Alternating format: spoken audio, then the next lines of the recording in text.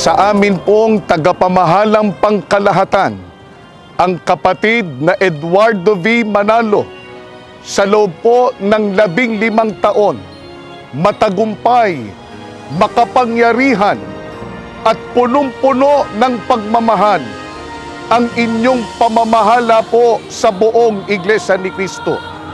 Sa pangunguna po ninyo, dumarami ang bilang ng mga ministro at mga manggagawa, mga may tungkulin na nagmamalasakit po sa pananampalataya ng ating mga kapatid.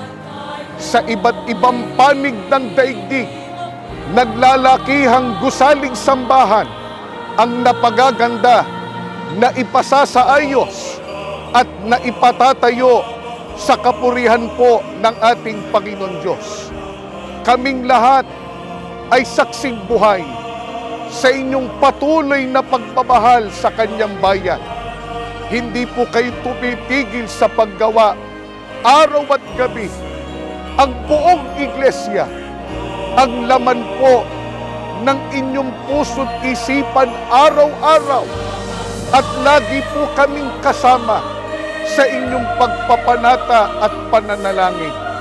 Kami man po, lagi naming ipinapanalangin sa ating Panginoon Diyos na nawa ibiyaya po sa inyo ang pahabang buhay, ang kapangyarihan, ang kalusugan ng katawan, ang katalinuhan na inyo pong ginagamit sa pagbabalasakit po sa mga kapatid alang-alang sa aming kaligtasan.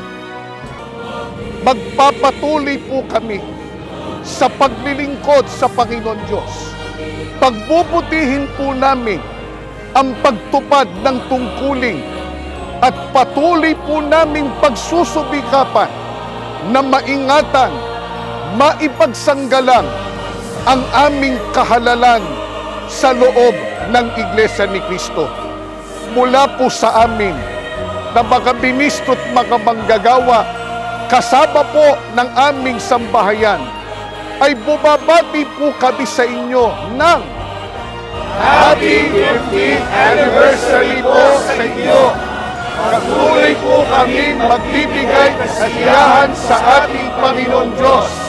Mahal na mahal po namin kayo.